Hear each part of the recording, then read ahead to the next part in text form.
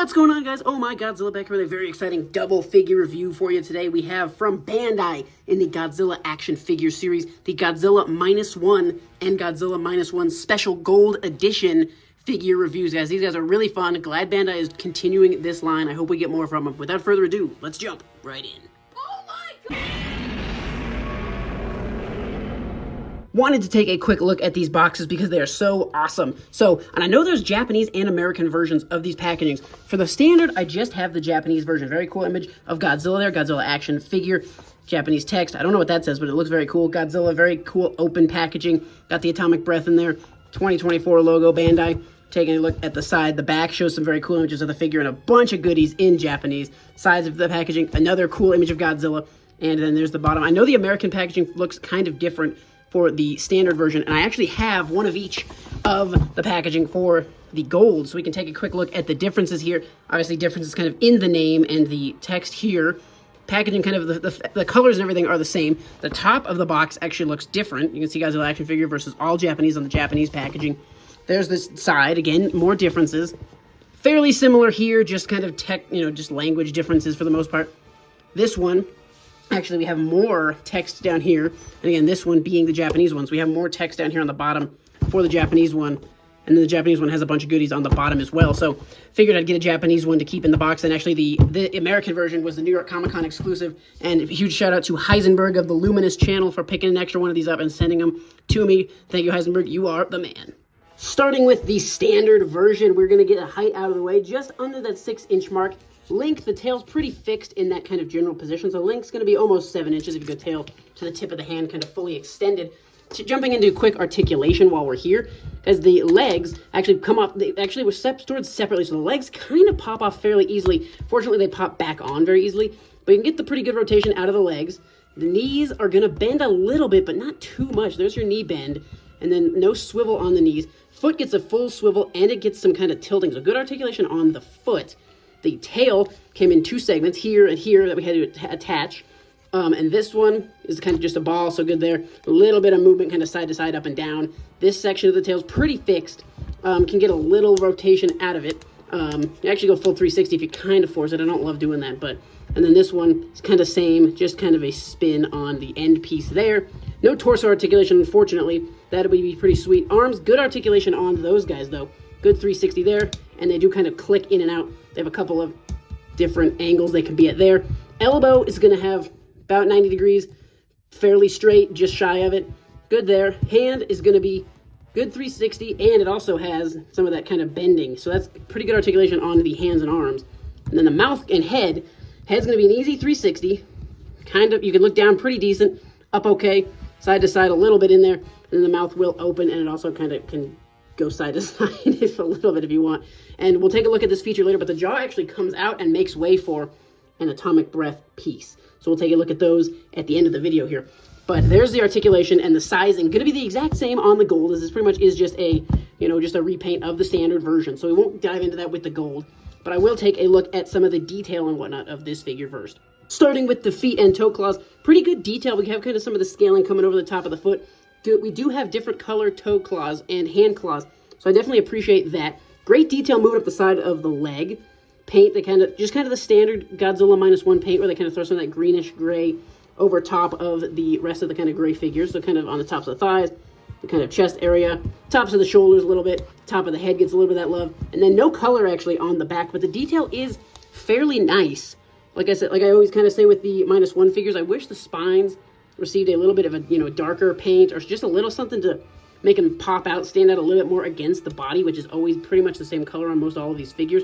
Mouth and eyes are painted, decent color on those. It doesn't look too bad from the front or side, so that's always a plus. Mouth and teeth are going to be painted in there, not too bad looking in that realm.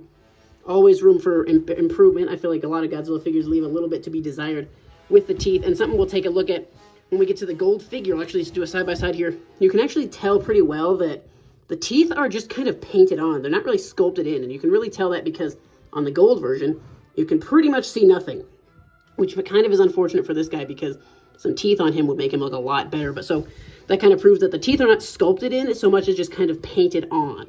So that is something just to kind of be aware of with the detail on this figure. I wanted to do a quick size comparison with the other Godzilla in the Godzilla action figure line. This is obviously Final Wars Godzilla. The only other figures in this line, Godzilla Final Wars, -1, the Gold -1, and then they did a Kiryu figure. So those are the only 4 in this line so far. Scaling pretty well. Godzilla Final Wars a little bit taller and a little bit longer on the tail there when you line these guys up kind of chest to chest. Godzilla Final Wars is a little bit longer tail, so a tiny bit bigger, but very, very similar in size for him. The other figure I wanted to show this guy off next to is just a standard movie monster series. Going to be a little bit taller. You know, this guy's kind of closer to 5-inch, this guy's closer to 6-inch, so a little taller. Obviously, taking a look kind of at the two side by side, a little bit wider chest and everything, and then, of course, a longer tail, significantly longer tail on the Bandai Movie Monsters series versus the action figure series. So as I said earlier, not a ton different to say about the gold version here. Again, this was available at New York Comic Con in that American packaging, and you could get it on the Japanese sites with the Japanese packaging from Japan if you wanted that as well. But it's a very cool figure. I love that Bandai is leaning into doing a ton of different gold features for all their figures. You know, we got the movie monsters, we got the statues, we got all sorts of cool things that they're doing in a gold version for -1. I think that's really cool. Totally leaning into the Oscar win there, and just selling a lot of cool looking, amazing, shiny figures. This guy really glows up, really cool. Again, all these gold guys really just attract the eye on the shelf. So this guy definitely looks beautiful. But one thing I will say that kind of gets lost in the gold figure, like I said, with the teeth, definitely can tell the bottom teeth are a little sculpted in there, but the top teeth, really no sculpted teeth in there at all. So he kind of looks toothless almost there. And then the eyes, to an extent, get a little bit lost in the kind of just gold everything. I wish they had sculpted the eyes in a tiny bit deeper just so they could have a little bit more come through in this figure. But everything else looks very good. Detail comes through really well. I love how he looks in the gold. Gold really suits Godzilla -1. And as promised, taking a look at these two figures with their atomic breath pieces, starting off with that standard version. Very cool. It has actually 100%, not 100% actually, but the atomic piece is reused from the Final Wars, but you can tell the jaw of Final Wars is so much longer, so they did have to retool it just a bit, but it is the same piece effectively. Nice translucent blue. It does look very cool. I think it looks great. The mouth opens very wide with it. It was very much a pain to remove this little bottom jaw piece. Really hard to get a grip on there, good enough to pull it out of its ball socket. I ended up actually having to take a pair of pliers and gently kind of wedging it out. I was very careful as to not damage the figure, but very difficult to get that out. So I might just be posing them with their atomic breaths in, just because it's so annoying to kind of transfer them. I assume it'll be a lot easier because there's a lot more to grab onto, so it'll be easier to pull that back out. But I actually like how they look with the atomic breath. Let's take a look at the special gold version here. It's going to be the same exact kind of piece shape-wise, but definitely a very cool translucent yellow gold, almost clearish, with lots of little gold flakes in there. Very, very cool. Definitely kind of reminds me of the Bandai Godzilla Forever series, Glitter Godzilla. Very, very cool effects on this piece here. And again, he looks very beautiful with that atomic breath piece in place. Wouldn't be some cool translucent atomic breaths if we did not take a quick peek at them with the light. So it looks very cool if you kind of point at it, you can get some good glow. And if you kind of get behind it a little bit, you can get some very cool kind of glow effects.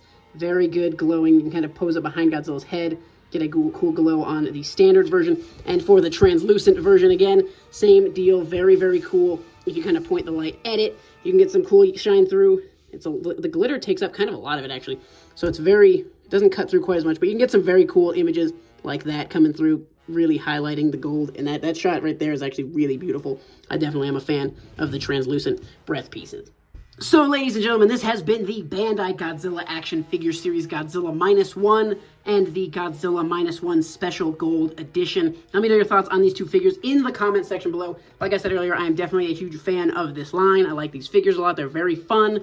Very cool. Very cool to kind of get more accessible products like this. Just more action figure type things. Definitely reminds me kind of the old school Bandai classic days.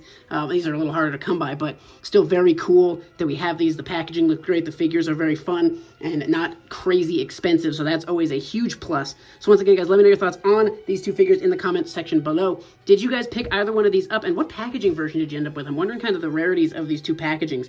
So let me know all of that in the comment section below, guys. Thank you so much for watching. Stay tuned for more, and we'll see ya in the next one.